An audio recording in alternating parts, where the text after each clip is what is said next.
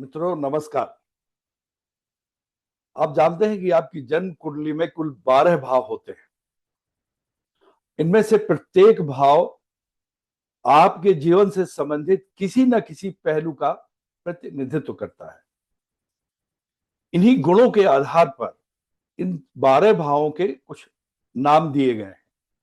उन नामों के ही आधार पर आपके जीवन में कौन कौन सी घटनाएं होने वाली हैं उनका पता चलता है। और जब किसी ग्रह की दशा चल रही होती है उस समय उससे संबंधित जो भी भाव होंगे उनके गुणों के आधार पर आपके जीवन में घटनाएं घटित होती हैं। तो मित्रों आज की इस वीडियो में आपकी जन्म कुंडली में कुल 12 भावों को लेंगे और उन 12 भावों के नाम लेंगे और उन 12 भावों में प्रत्येक भाव के क्या गुण हैं उनकी भी आज हम चर्चा करेंगे। ये देखें टॉप में जो टॉप मोस्ट खाना है, यहां देखें इस पहले खाने को जिसको हम पहले ही जान चुके हैं कि लग्न कहते हैं। ये इसका नाम तनु रखा गया है। क्या है? तनु है इसका नाम। तनु भाव है, यानी ये हाउस या घर का तनु। तनु का मतलब शरीर होता है। अब इसी बात से आपको अंदाजा चल जाएगा कि एक क्या क्या गुणों का प्रतिनिधित्व करता है पहला वाला भाव। अब आ जाइए दूसरे भाव में। पहले उनका नामकरण सबका कर लेते हैं कि क्या क्या है। यह है धन भाव। मैं भाव बार बार नहीं लिख रहा हूं, आप समझ जाइएगा भाव अगर है। तीसरा है आपका सहोदर भाव। सहोदर, यह है आपका सहोदर भाव, छोटे भाई बहन। चौथा है माता का घर होता है, लेकिन इसे सुख भाव कहा गया है क्योंकि माता की ही गोद में हमें सुख प्राप्त होता है। ये पांचवा है आपका पुत्र भाव, जिसे संतान भाव भी कहते हैं। पुत्र का मतलब ये नहीं केवल पुत्र होगा, इसमें पुत्र पुत्री दोनों का है। इसका नामकरण ऐसा ज्योतिष में हुआ है, इसलिए उसके अनुसार आपको बताया जा रहा है। अब आ जाइए छठे भाव में। ये है आपका शत्रु भाव। क्या है ये? ये आपका है शत्रु भाव। अब आइए, ये पति पत्नी का है। यदि पति की कुंडली है तो पत्नी का भाव होगा, और यदि पत्नी कुंडली है तो पति का भाव होगा। इसलिए स्त्री भाव कहा गया है। कलत्र भाव भी इसको हम बोलते हैं, तो हम लोग कलत्र भी इसको लिख सकते हैं, कलत्र भाव। आठवां होता है लॉन्जिविटी का, आयु का, इसलिए इसे आयु भाव कहा गया है। क्या कहा गया है? आयु भाव है। और ये नौवां होता है धर्म का पिता का, तो विवाह होता है, तो उनके बारे में आपको बाद में बताया जाएगा। तो ये धर्म भाव है। 10वां भाव आपका होता है व्यवसाय का, जीविका का, कर्म का, तो उसी के आधार पर इसको कर्म भाव कहा गया है। अब 11वां भाव आपका है आय भाव, मतलब ये आय लाभ का भाव होता है। और इसी तरह से 12वां भाव आपका आ गया, ये होता है व्यय भाव, खर्च का या हानि का। बस ये इस तरह से आपने देख लिए कि ये आपको 12 भावों का नामकरण कर दिया गया। मैं एक एक भाव लेकर के इनके गुण बताता हूं। सबसे पहले आप लग्न में आ जाइए, जिसे तनु भाव कहते हैं। तनु का मतलब होता है शरीर।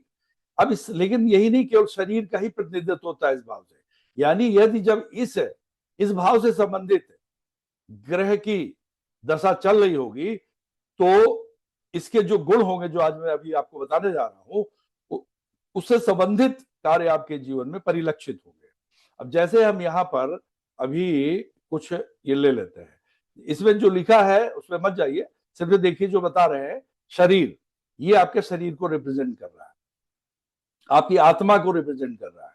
मैं टिक कर दे रहा हूं, इंग्लिश में लिखा है और उसको हिंदी में बताता जा रहा हूं। आत्मा को, इसी तरह से आपकी नाम को, आपकी प्रसिद्धि को, आपके चरित्र को, आपके आचरण को, आपकी आदतों को, आपकी महत्वाकांक्षाओं को, इतनी चीजों का प्रतिनिधित्व इस भाव से होता है। तो साथियों, यदि आप इस प्रकार से इन चीजों को आप समझ जाएंगे कि पहले भाव क्या क्या बातें रिप्रेजेंट करता है आपके जीवन की, किन किन पहलुओं के बारे में, तो आप इसके बारे में स्वयं मूल्यांकन करने लगेंगे कि किस प्रकार से आप अपनी कुंडली का विश्लेषण कर सकेंगे।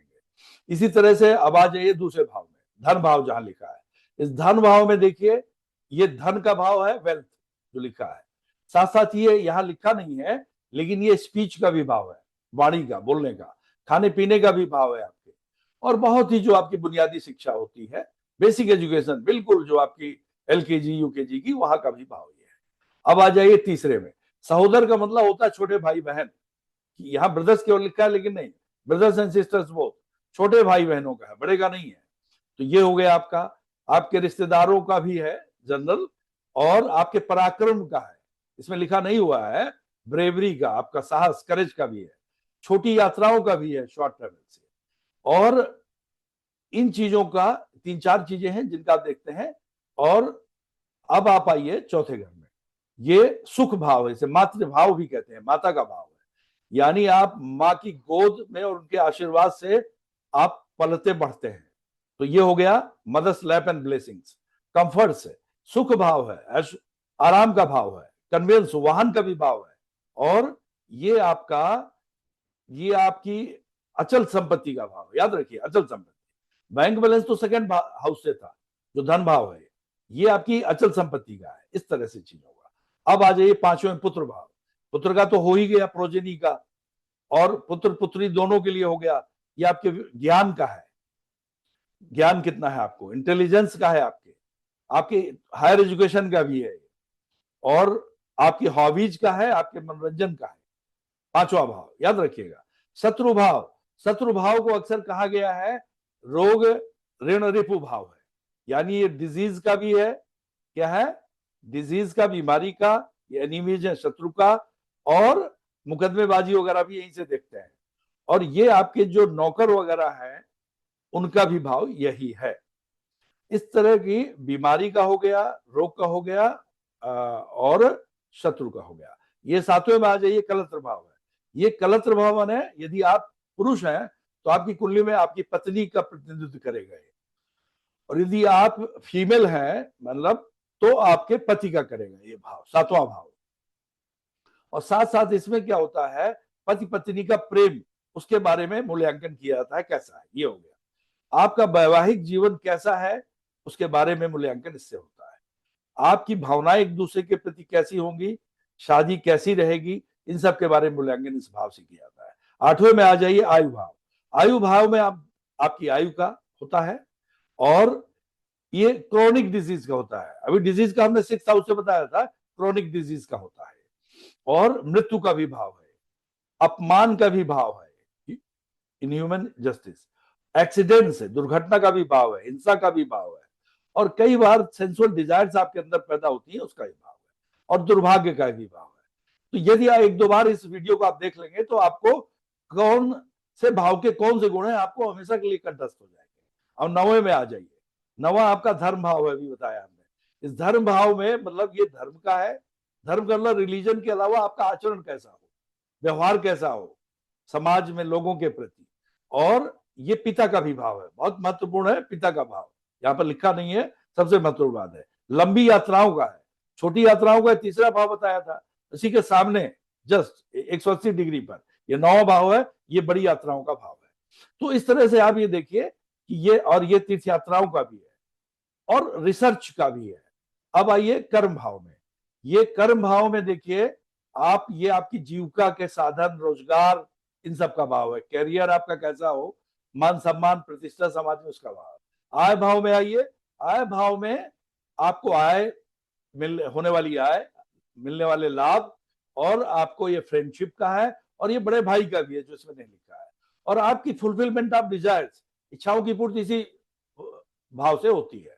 अब भाई व्यय भाव, ये इसमें खर्चे का है, जैसा कि इसके नाम से परिलक्षित होता है, खर्चे का है, हानि का भी है, और ये एकांत का है, और ये कारावास का भी है, कारावास का भी है।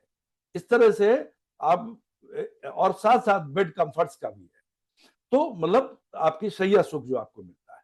इस तरह से 12 भावों को आपने मित्रों देख लिया।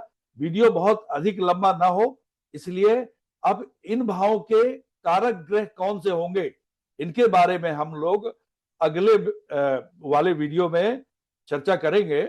और इस प्रकार से ये यदि आपको वीडियो पसंद आया हो तो लाइक करें, साथ ही इस वीडियो के बारे में आप अपनी हमें टिप्पणी भी दें, और इसके अलावा आप अगर कोई किसी प्रकार का प्रश्न हो तो वो भी आप कमेंट बॉक्स में लिखें, और हमें आप अपनी और यदि पसंद आया हो तो चैनल को आप सब्सक्राइब करें। धन्यवाद मित्रों, नमस्कार।